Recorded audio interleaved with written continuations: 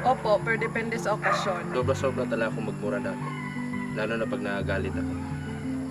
Oo, nagmumura ako dahil naririnig ko sa mga tao na nasa paligid ko. Oo, nagmumura ako dati kasi masarap sabihin, lalo na pag kaibigan yung kaharap. Oo, nagmumura ako dati. Lalong na kung kulang ako sa tulog. Hindi po ako nagmumura kasi lumaki po ako sa pamilya na hindi din po nagmumura. Tapos yung ano ko lang po, sa bahay tsaka paaralan. Ang epekto sa akin ng pagmumura is, I don't like the feeling. Parang may konsensya na nagsasabi sa akin na, oy, bakit ka nagmumura? Feeling mo ba ang ganda nun pakinggan sa ibang tao? Kaya that's why I stop cursing other people. And then na-realize ko ba na I remember my father's motto, not motto, words. Sabi niya sa akin na, don't curse. Hindi talaga maganda na yung sa pagmumura, yung pagmumura kasi alam mo, may minsan nasasaktan yung mga kaibigan mo eh. Tsaka yung mga kaaway mo, mas lalong nagagalit sa'yo. Tsaka at the same time, nakakonsensya rin ako minsan kung nakakasakit ako ng tao, masakit rin sa dibdib. Ang pagmumura, hindi siya magandang ehemplo sa mga kabataan at sa mga nakapaligid sa atin. Kasi pag once na nagmumura tayo, pag narinig ng mga kabataan yon, gagayahin nila. Kaya simula nung nagbasa ako talaga ng Biblia, doon ko na-realize na makasalanan yung pagmumura sa Diyos. Di ko naisip dati na may masamang epekto yung pagmumura kasi sa akin parang normal na lang. Pero habang tumatagal doon ko realize na nakakasakit na pala ako ng tao through pagmumura ko. Honestly po, hindi naman po ako nagmumura, pero hindi ko masasabi na perfecto akong tao.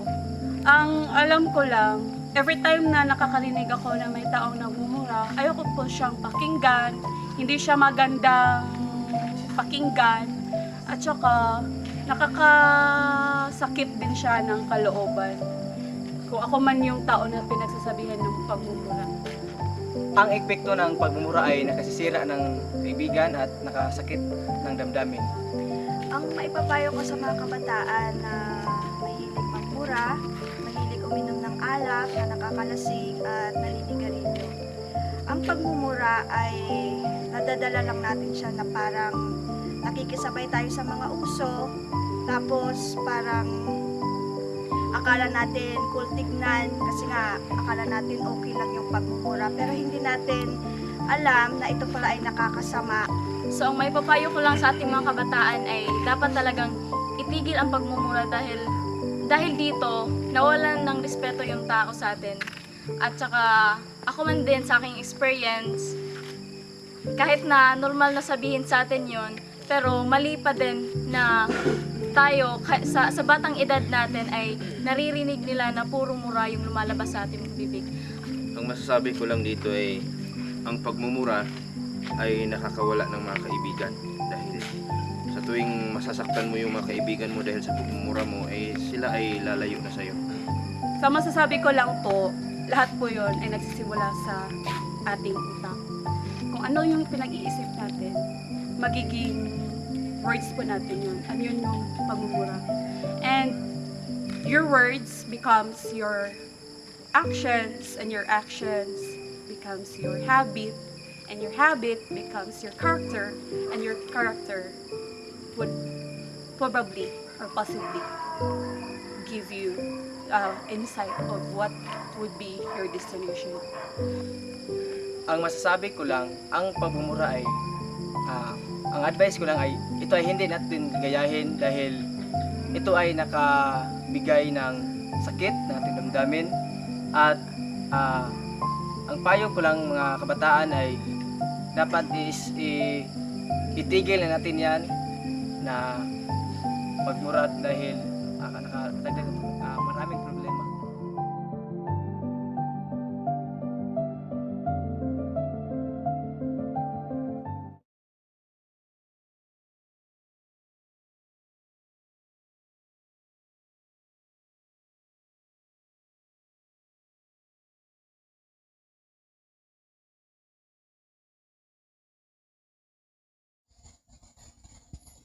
Good evening, everyone. You are tuning in to our new program called Spiritual Antidote. So, Chona, why is this program called Spiritual Antidote? You know what, Izang? Since we're missionaries and one of our mission is to address the needs of our young people, so we choose this title, a spiritual antidote, based from the keyword antidote. It means remedy. So we know that many of our young people nowadays are suffering from anxieties, depression, insecurities, addiction, antisocial, suicidal, and pressures from the standard of the society. Therefore, this program will give remedy to these horrible struggles that our young people facing nowadays. Well, Chona, I'm so excited because I know a lot of young people who experience such problems.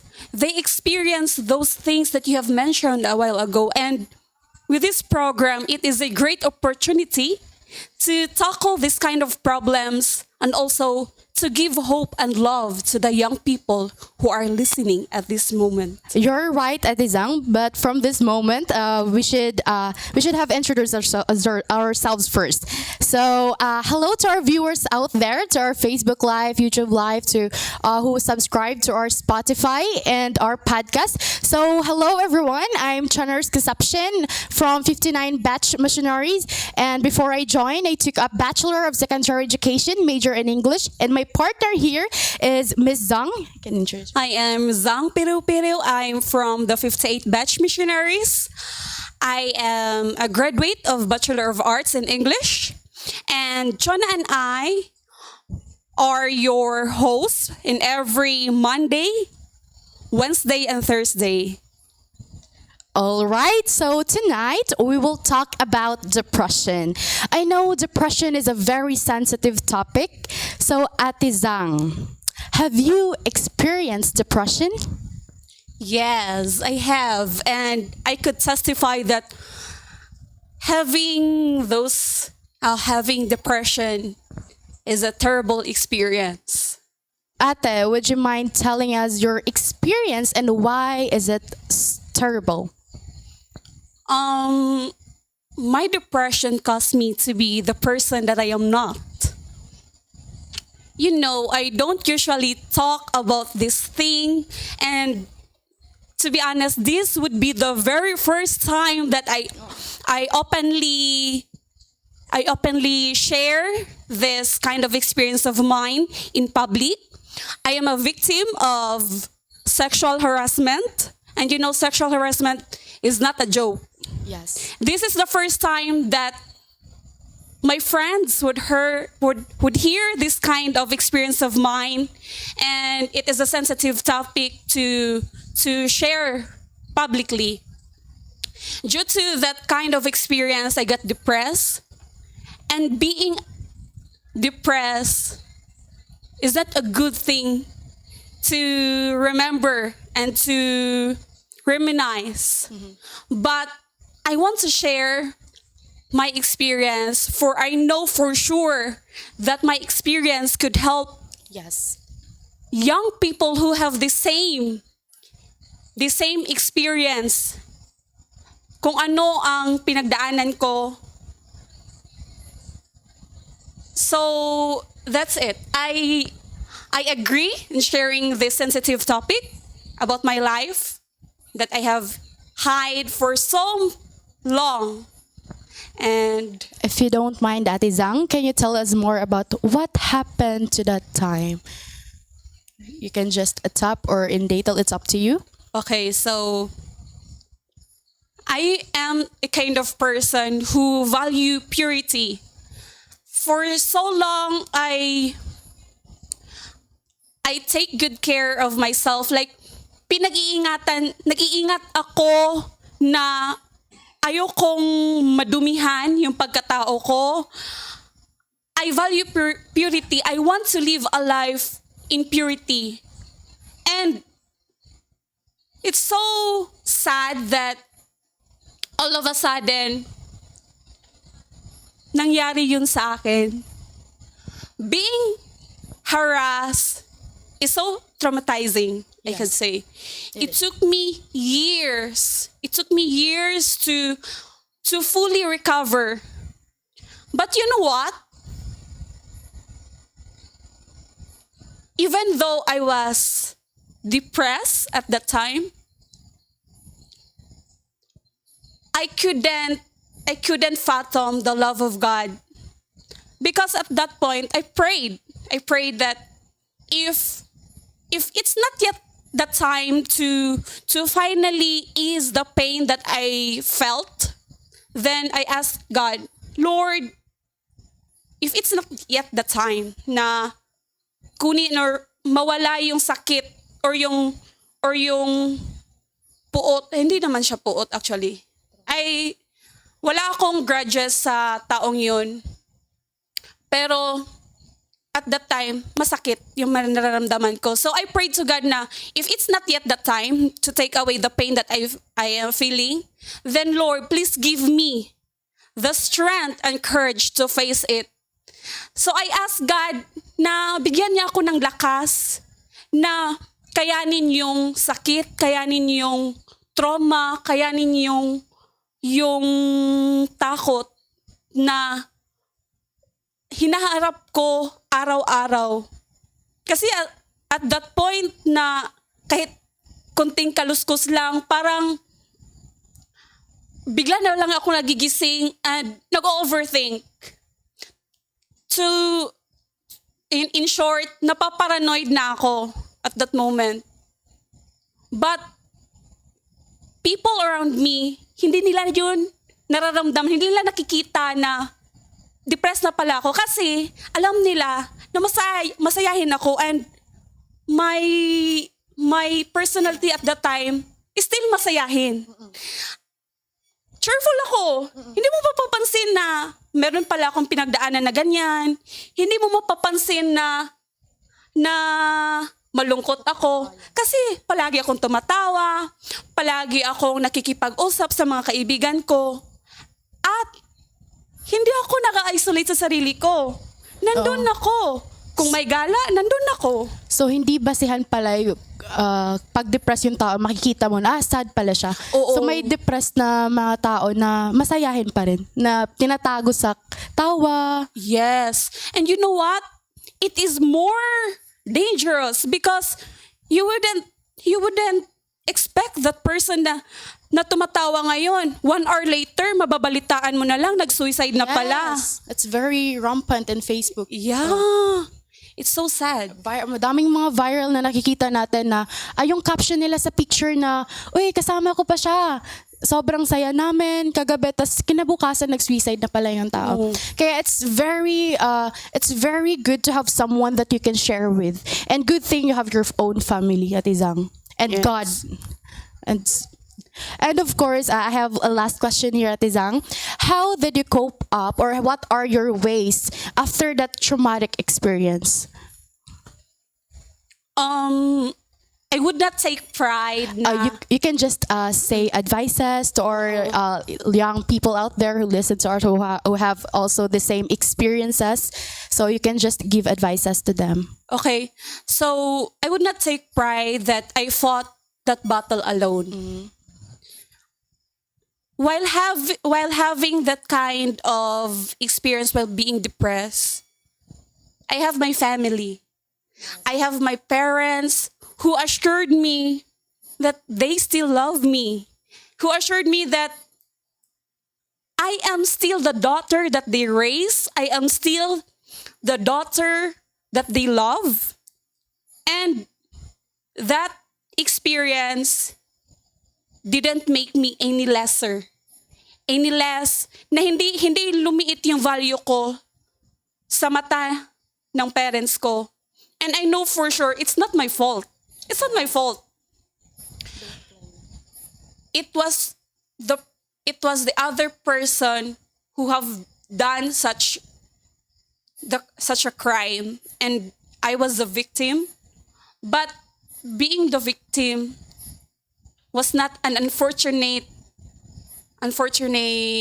part of the story, because I do believe that God had allowed that experience for me to be used, for me to use that experience to comfort other people. Kasi alam na, siya ang gumawa sa akin. Siya yung nagpadala. Siya yung nag-allow na ipanganak ako sa mundong ito. So he knows me personally na ginawa niya akong matatag. He knows that I have a strong personality. Nakakayanin ko ang ganong karanasan. And I am here. I'm still alive. I am serving God. I know what? Even though I was depressed, I have found ways to cope up with it. Praise and one God. of it is I focus my attention in doing ministry. I joined ministerial seminar. I joined prayer warriors. I joined community services. I did not isolate myself. So it's good thing pala if you're depressed. So you need to do something about it. Yeah, you need to keep your yeah. mind busy. Yes, that's great. So your ways is to join the ministry, serving God. Kasi yung mga ibang tao kasi Ate Zang, kinikip lang nila yung depression nila. Ayaw nilang i-share, ayaw nilang sabihin sa mga kaibigan nila, sa mga tao na close nila. Instead of going out, they isolate themselves. Yeah. I'm just so grateful that I have loving parents and they assured me that I am valuable. Yeah. You know what? Being depressed, you need also, yeah, it's good that you would share. It's good na mag-open up ka sa ibang tao, but be careful. Be careful kung sino yung pinagsabihan, kung kanino ka nag-open up. Kasi hindi lahat ng tao marunong makisama. That's right. Kasi hindi naman lahat tayo may family, may close na kaibigan. So, to our viewers, so if you don't have that someone, just pray to God because we have our God in heaven who will always ready to listen to whatever problem that we feel that we encountered. All we need to do is pray. And what Ate Zang did, first thing that she do is to go to God, to talk to God, to pray to God. And after that, she has her family who always comfort her, who always encourage her that despite of the circumstances that happened, she is still valuable, right? Yeah. And I want to emphasize, being depressed doesn't mean you are weak. Yeah. Being depressed doesn't mean na wala kang faith sa Panginoon. No, it's not that. But the way you deal with depression takes place on how close your relationship to God is. Like, kung ang iniisip mo lang is, may depression ako, ganito na ako eh. May depression ako, malungkot yung buhay ko. It's not that. It is when the more depressed you are, the more you need to go to God. Like, hindi naman ibig sabihin na depressed ka, wala ka ng pag-asa, wala ka ng relasyon sa Panginoon, or weak yung faith mo. Hindi. It's our time. Hindi. You just need channels for you to ease that depression that you have.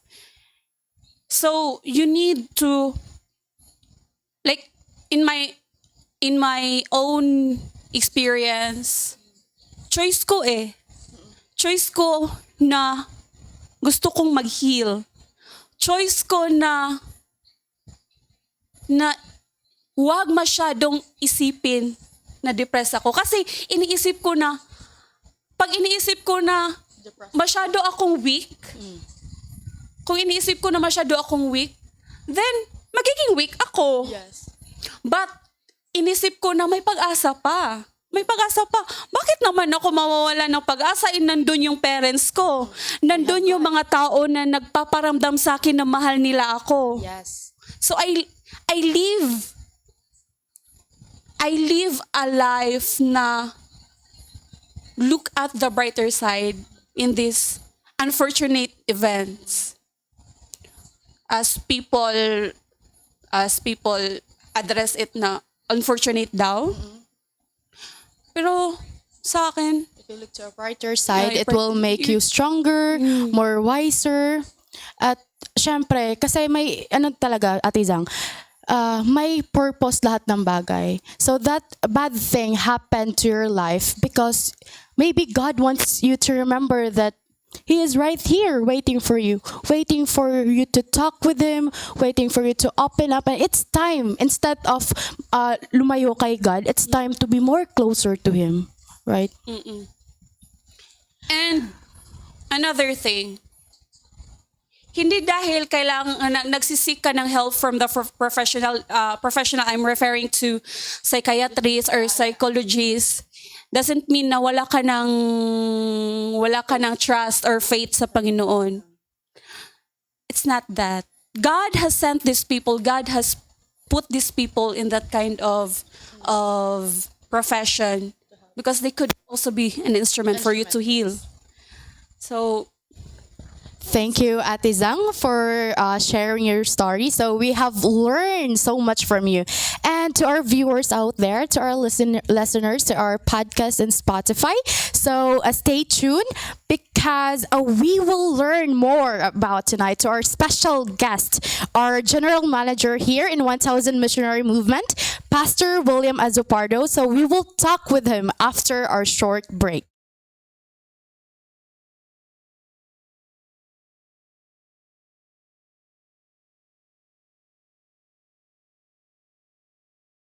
Oo, nagmumura ako dahil naririnig ko sa mga tao na nasa paligid ko. Oo, nagmumura ako dati kasi masarap sabihin, lalo na pagkaibigan yung kaharap. Oo, nagmumura ako dati. Lalong na kung kulang ako sa tulog. hindi po ako nagmumura kasi lumaki po ako sa pamilya na hindi din po nagmumura. Tapos yung ano ko lang po, sa bahay tsaka paaralan. Ang epekto sa akin ng pagmumura is, I don't like the feeling.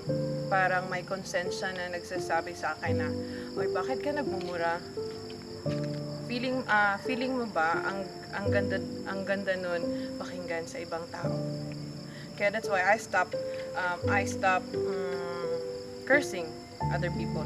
And then na-realize ko ba na I remember my father's words.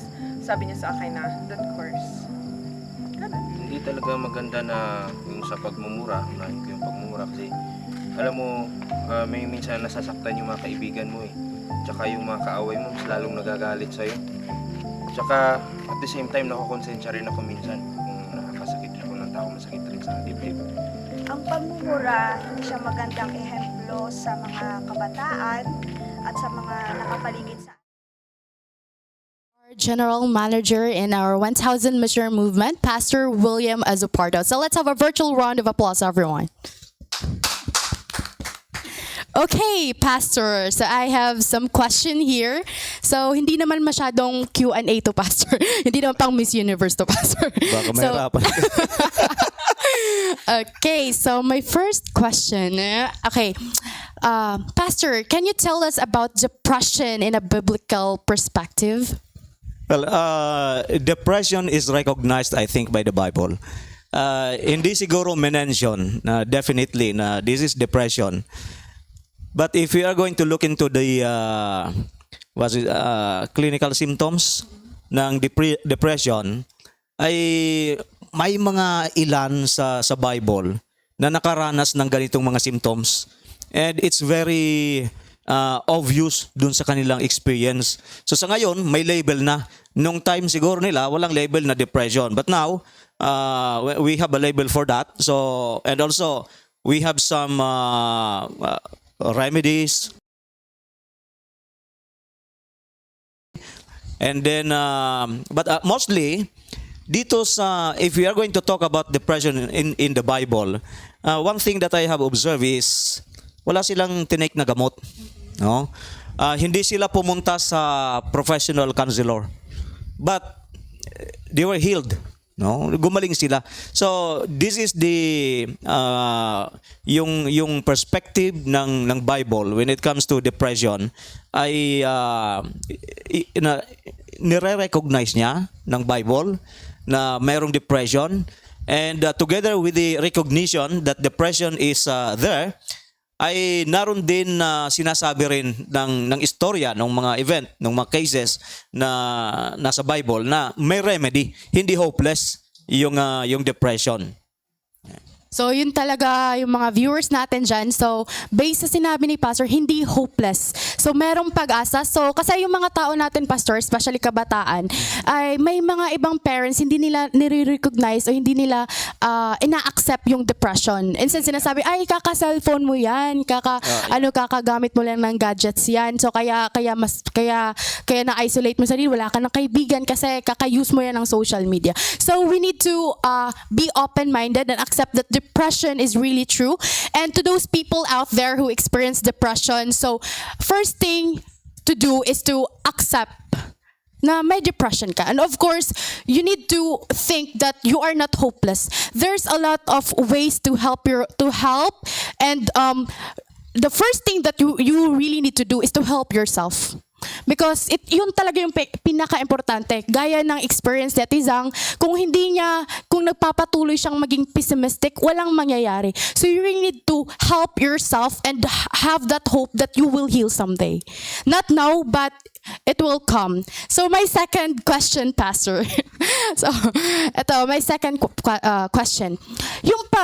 Pastor, yung pagiging missionary ba ay nakakatulong ba in overcoming traumatic experience? Well, yes and no. Yes and no. Yeah.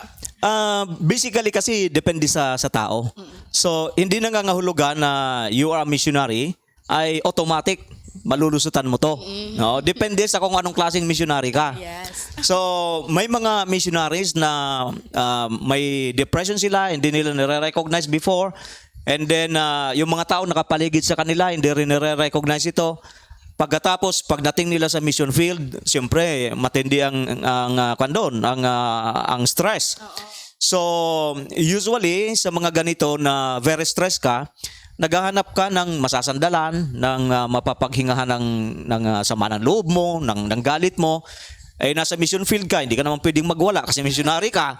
So, you have to maintain ba yung image ng isang missionary, which is very stressful.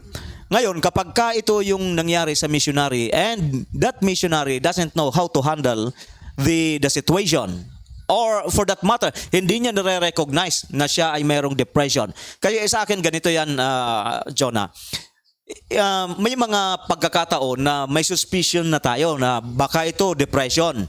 Simple, hindi naman tayo equipped na talagang mag-diagnose ng ganitong, hindi naman tayo professional, I mean. Pero may mga symptoms naman na very obvious. May mga pagkakataon na may suspicion na tayo, ano kaya ako depressed? Ha? Pag nakita mo na, either it is depression or not, ano mo na kagad siguro na okay, baka ito nagsisimula ng depression para ma-accept mo kagad, ma-recognize mo kagad, and then you can do the next best step. Pero pagka ito'y dininay mo, sinabi, hindi, kaya ko to, missionary ako, I can do it. No? I can do it. Pero sa totoo lang, parang sinasike niya lang yung kanyang sarili, it will come down to crumbling. So, malulugmok siya, malulugmok. Pero kung ikaw ay missionary na alam mo kung paano i-handle, katulad ng mga kanina, nag-ano ako ng sino ba yung mga tao sa Bible na mga depressed, no? Okay lang ba magbanggit ako? Mayroon pumasok sa isip ko actually at least 5 na mga depressed. At halimbawa, isa doon, unang pumasok sa isip ko si si Elijah. Natatandaan mo after ng success niya doon sa Mount Carmel, pagkatapos nalaman niya na galit yung queen, pagkatapos siya ipapatayin, ay tumakas siya at nagbukmok, di ba? Oh, pagkatapos, nung naroon siya doon, nag-iisa siya, kitang-kita mo yung depression. Ayaw niyang lumabas, ayaw niyang may makita ng ibang tao. Pagkatapos, yung pakikipag-usap niya sa Panginoon, Panginoon, buti pang namatay na ako eh. Ha? So, ito yung mga symptoms ng depression. And then, ang pinakamatindi siguro, well, yung katulad natin si Job. No, kita mo yung pangyari kay Job. Kaya si Job, bandang huli, sabi niya, sana namatay na lang ako nung pinanganak.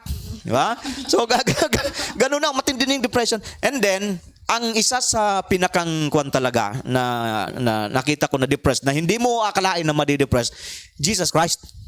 Doon sa Garden of Gethsemane. Sabi niya, yung aking bigat ng aking dinadala ay parang ikamamatay ko na eh. Kaya yung panalangin niya, Ama, maaari ba na if it's possible, remove this cup from me? No? Kasi parang hindi ko kaya. Tapos doon sa cross, sabi niya doon sa cross, bakit mo ko pinabayaan? No? So all of these are symptoms ng depression. Pero tingnan niyo, kapag ka ang missionary idinil niya yung depression, katulad nitong mga taong ito, they are going to succeed. Ano yung naging sekreto nila? Simple lang. Meron silang mga dinala nila kay Kristo. Meron silang mga pasanin, dinala nila kay Kristo. Kasi yun naman ang pangako ni Kristo eh. Pag nabibigatan ka, pag nadidepress ka, lumapit ka sa akin. Ibigay mo sa akin yung pasanin mo at pagagaanin ko. May mga comment dito, Pastor, sa mga viewers natin sa Facebook Live. Yes. So, hello. So, unang comment dito kay Basalo Raymond. Sabi niya, depression is true. But as Christians, we are blessed because we have different ways to overcome trials. Yes. And from Rande Atop, Jeremiah was depressed while writing Lamentation. Yes. And meron din ditong nagpapasalamat. Thank you, Chon. Thank you, Chon and Ma'am Zang. At meron din ditong comment kay Rainy Jane Tulawi. Mas prone ang mga taong masayahin sa depression. Kaya nga sinabi ni Miss Zang na yung depression niya is hindi halata. Tinatago niya lang sa masayahin mo ka. Kaya hindi natin masasabi na, ay, ito, wala tong problema kasi masayahin to. Kasi yung iba, sobrang hindi mo talaga malalaman na, uy, depressed na pala to yung tao na to kasi magaling magtago. So, meron din dito, Miss Zhang daw. So, praise the Lord. So, okay, Pastor. So, my last question. Meron pa pala. Meron pang last question. Okay. For our listeners, Pastor, who have a friend who experienced depression, paano matutulungan ang depressed? At paano rin matutulungan yung taong depressed sa kanyang sarili? Well, ang pinakaunang step in any walk to recovery is to recognize that you have a problem. No? I-recognize mo, wag mong i-deny. Kasi pag dinideny mo yan, hindi ka matutulungan eh. Paano ka matutulungan? Dinideny mo, di ba? So ngayon, i-recognize mo. Maaring maging tama ka, maaring maging mali ka kung may self-diagnosis ka, maaring maging tama, maaring maging mali. Pero kung tama yung diagnosis mo, at least naroon ka sa first step. No? You recognize. And then kapag ka na-recognize mo na, meron akong siguro sabihin natin na dalawang sphere ng pwede nating paghugutan ng sabihin nating remedy na siguro. Ito na siguro yung term natin yan. Una, yung sphere ng ating within our sphere, mga tao, sa ating kapwa, no? Pumili tayo ng tao na mapagkakatiwalaan natin. No? Hindi lang basta mapagkakatiwalaan, lalong-lalo na kung alam mo na meron siyang experience with this, magiging great help kasi alam niya na yung pinagdaanan eh. No?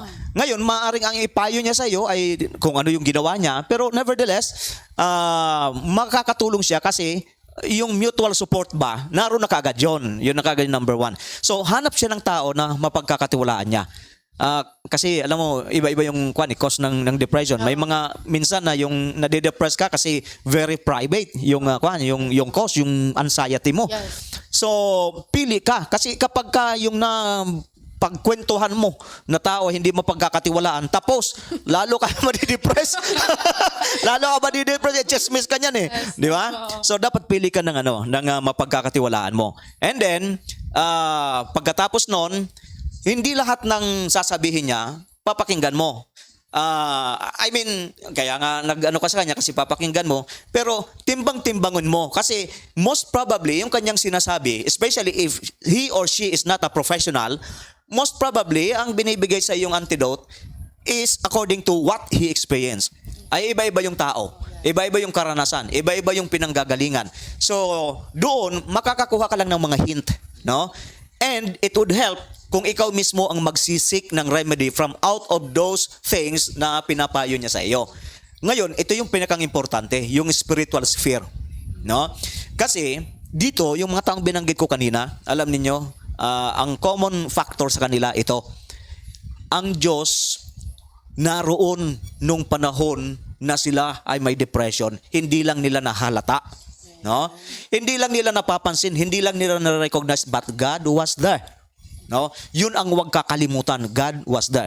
And then kapag ka dahil naroon ang Diyos, no, ang kinakailangan mong gagawin kung magtitiwala ka sa kapwa mo, ay mas lalo kang magtiwala sa Diyos. Ang Diyos hindi nagchichismis So lahat ng pwede mong sabihin, pwede. At ito pa, Chonazang, hindi mo kailangan magplastikan sa Diyos. Yung sasabihin mo, pabait-bait ka, pag-usap sa Kanya, No. Kung depressed ka, pagkatapos yung anxiety nariyan, very defined, agitated ka, then express mo sa Panginoon yon.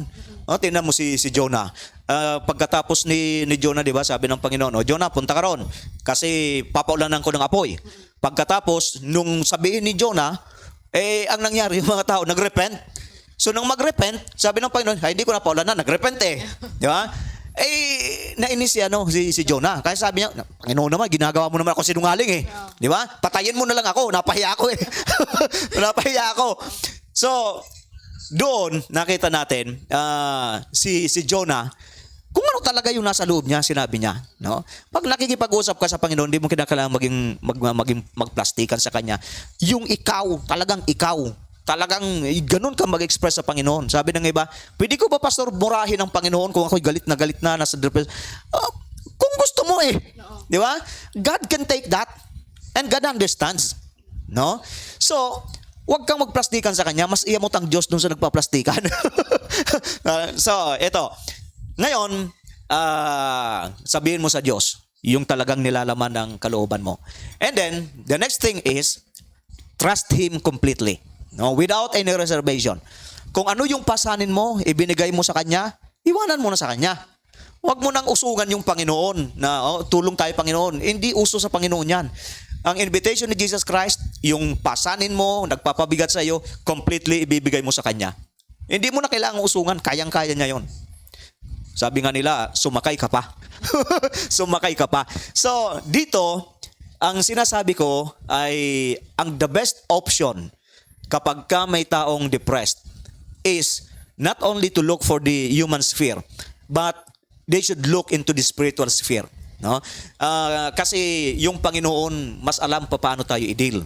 On a case-to-case basis. Hindi ang Panginoon magbibigay ng payo sa atin, magpapalakas sa atin according to His experience, kundi ano yung kailangan mo. No? Kasi mas kilala tayo ng Panginoon kaysa kilala natin yung sarili natin. So, kung ito yung case, then we should tell Him everything and then we should trust Him. Pag binigay na natin yung pasanin, iwanan natin sa Kanya. Huwag na nating usungan ng Panginoon. Okay, thank you so much, Pastor Asupardo, for this wonderful message and for sharing your words of wisdom to us. So we are so very thankful and grateful that you accepted our invitation. And I know, rest assured, that our viewers in our Facebook Live and YouTube channels learned so much from you, and also to our listeners in our podcast and Spotify. So don't forget to subscribe to us, and don't forget to follow us on podcast and Spotify as well. So thank you so much, Pastor Asopardo. Madami kaming natutunan ngayon. And don't forget, to our listeners out there and to our viewers, madami pa tayong pag-uusapan in our next episode. We will meet again this Wednesday. So we will talk about many interesting topic, addictions, and anxiety and other important things that are young people experiencing nowadays. So thank you so much, and I hope that you have a great Monday, and thank you for listening and watching us, and may God bless us all. Thank you, everyone, and may have a good night's sleep.